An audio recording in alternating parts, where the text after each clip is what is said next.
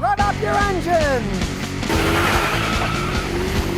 Sam123 says, Scotty, I got a 2011 Toyota RAV4 four-wheel drive, 140,000 miles. When I brake, the RPM drops to 500. Feels like it's going to stall out, but it never does. Any ideas? Yeah, watch my video, how to make your car run better with a little spray cleaner. You want to clean the MAF sensor, and you want to clean the throttle body. That video shows the whole thing. The 2 cans total will cost you like $16, and it'll last you probably for years if you only got one car, because you only use a little bit up cleaning it up. You probably got a carbon buildup on your throttle plate, or the MAF sensor's dirty. Totally typical. And of course, anytime you get a drop when you step on the brake, do check for vacuum leaks. When it's idling, if you're under the hood sucking air, sometimes little vacuum hoses fall off. Sometimes on those, the intake manifold gaskets go bad and they'll suck there. And if you spray a little carburetor cleaner by the intake manifold and it raises up, you know there's a leak and you need that. But those are the real 3 main things that will do it. Bone says, Scotty, what do you think about buying a 2010 to 12 Ford Focus? Are they reliable? I know they get good gas mileage. What do you think of them as a first car? It's 8 to 10 years old. You would only want to get a lower mileage one. I have customers with those, and they liked them until they got older. 150, 160,000 miles, they generally fall apart. They had very weak transmissions in those things. You're looking at one. First thing you want to find, does it have one of these dual clutch transmissions? If it does, don't buy it, because they've had nothing but problems with the dual clutch transmissions. And it's really low mileage, say 50, 60, 70, 80,000 miles, and you get it cheap. They could be a decent first car. They're not going to last forever. They got all kinds of plastic crap, and it all breaks when they get to be 10 to 15 years old. You got to realize that. You'd be better off looking at Toyota Corollas, Honda Civics, older Camrys that cost a little bit more than something like that that's old and plastic, and it's getting to the fringe of where all the plastic's going to start cracking and breaking. Babson Bama says, what is the best SUV for a newspaper route? Well, here I'd have to say the cheapest one you could get on your hand that still works decently, because you don't make much money on a newspaper route. And why you wanted to get an SUV, the most popular vehicle out there, for a newspaper route is beyond me. Now, there you're talking about low-end SUVs. And, I mean, the Toyotas are the best, but they're very hard to find, and their resale values are insane. In your case, if you could find like an older Ford Explorer that was still running good, they can be okay for a while, and you can get them cheap because there's tons of them out there. You're not going to be able to afford a Toyota. They cost too much. My advice with something like that is try to find like an old Camry. They run forever. They got giant trunks and back seats. You can flip the back seats down and have tons of space to put newspapers in. But you don't spend much money if you got a newspaper route. Come on now. They don't pay that much money. And there isn't much future in it because the newspapers are pretty much dead in the water these days. Chrysler Hater Without One says, hey, I'm looking at a 2013 Mercedes-Benz GL 4MATIC with 92,000 miles for 19 grand. Do you think it's worth buying? Well, it is if you like spending your money with mechanics all the time. I got a customer that just got rid of that thing. That's one of the worst vehicles he ever had. I told him he wouldn't get squat for that thing because it had so many problems. The electric seat broke and it burned his leather jacket and kind of burned his butt a little too, and the power steering was leaking.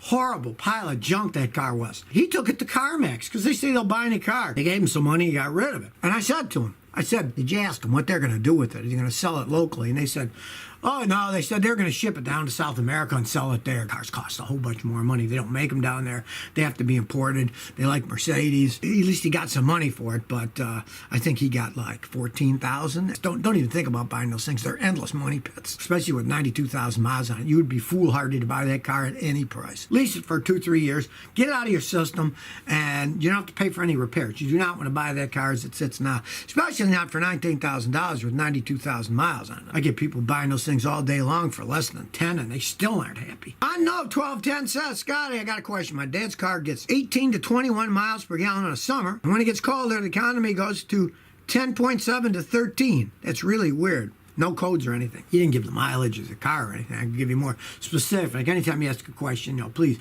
get a little bit of information on the car, make, model, year, mileage on it. Always get worse gas mileage in the winter just because the air's colder, got to be heated up more to burn. But that's kind of outrageous differential. I'm assuming it's some kind of electronic problem because as it gets cold, the electronics don't work as well. So it could be you've got a loose connection, a bad ground wire, one of the sensors is acting up. In a case like that, I love seeing stuff like that myself because it really makes my mind work. When somebody brings me one, I have to hook up my giant scan tool, the $5,000 one, and I analyze everything, all the live data, and there are pages and pages of live data, and I analyze it and see, does this look weird? Is this a little bit off? And luckily, my stuff is color-coded, so I can whip through it the first time fast, because if it's black, it's normal range. If it's yellow, it's cautionary, and if it's red, there's a problem in that area, so I can zoom through it pretty fast. Something is going on, like let's say your MAF sensor isn't working right, it gets cold. It's going to give the wrong amount of air, the computer is going to give the wrong amount of gas, and you can get horrible gas mileage. That's generally what happens when there's cold weather. The only other thing would be if the transmission isn't shifting right when it's cold and it stays in lower gears longer, yeah, you're going to get worse gas mileage, so check that out too. Padblock87 says, I got an 03 Trailblazer, only revs up to 2,000 RPM with no power. Generally, there's two main things that do that. Check the fuel pressure. A clogged filter will do that. Maybe that'll fix it. Always try the simple things first. Say you change the fuel filter. That doesn't do it. Then you pressure test the fuel pump. They're expensive. On those, they're in a gas tank. Got to drop the gas tank. Now, if it's not that, test before you replace that, because it's an expensive job. Say it tests okay and the pressure's fine. Then have your catalytic converter pressure tested, because they have problems on those. They clog up. The exhaust can't breathe out fast enough, and it'll have loss of power. And it won't only go to so many RPMs and not any further. In that case, you'd need a new cat. They're not cheap, but they can also be pressure tested. And if somebody tests it and says you got too much back pressure before the cat, means the cat's clogged up. Then you'd replace the catalytic converter. Those are the main things that do it. Warpig number 9 says, Scotty, if the alternator charges the battery, would it make sense to check the alternator's voltage at the battery terminals with the engine running? That way you don't have to dig all the way into the alternator. If your wiring is fine, yes. Let's say you put the testers on the battery and you test it that way and it shows the charging system is working fine. Yes, that just showed you the alternator's working. But, big but here, if you have a problem in the wiring between the alternator and a battery, and you test it at the alternator and it says your alternator's not charging, doesn't necessarily mean the alternator's bad, because if the wiring's bad, it's going to show no charging at the battery. That you really have to test at the alternator. So if you wanted, you could do a quick test at the battery, and if it says it's charging, you know the alternator's working. But if it says it isn't charging, I would still go back to the alternator and test it at the alternator to make sure you're not buying an alternator for nothing because the wiring between them is bad. Realize that. Now, it's not that common that the wiring goes bad on any modern car that isn't that old, but once they age and the wires get crinkly from plastic getting hot and cracking, then you could have problems. Or if the car's ever been in a wreck or a flood, yeah, you got to check the wiring first then. Moman says, Scotty, do you think it's worth it to buy an 06 Toyota Prius for $1,800 with 300,000 miles? Well, you know, if you feel lucky, $1,800 isn't much for a car, but that thing's got 300,000 miles on it. I always advise people not to buy high mileage hybrid cars because everything costs a fortune. The battery on that thing is like $6,000.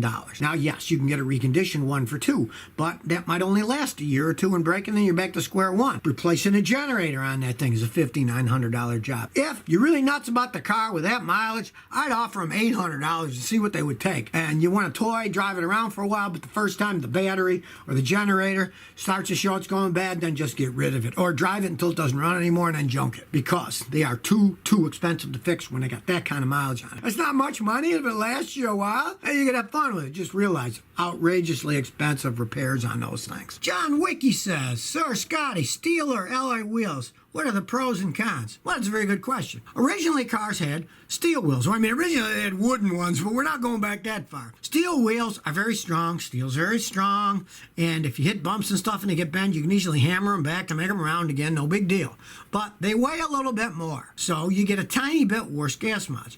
Now they're all into super high gas mileage, so they put alloy wheels, which weigh less. The disadvantage of the alloy wheels is they cost a lot of money, and if you bend or break them, they cost a fortune to replace. They do weigh a little bit less, you get a tiny bit better gas mileage, nothing you're really going to know. And of course, if you have real fancy ones, thieves like stealing them. Hardly anybody's going to steal some old ugly steel wheel, you know, but they're going to steal the alloy wheels. So, you know, there's pluses and minuses of each, but still, if you notice, the cheaper cars, they still got steel wheels, and they put fancy covers to make it look like they got alloy wheels on.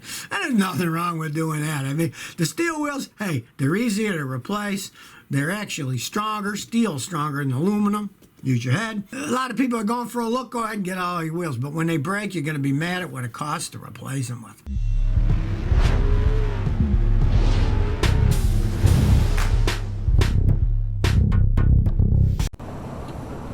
So if you never want to miss another one of my new car repair videos, remember to ring that bell.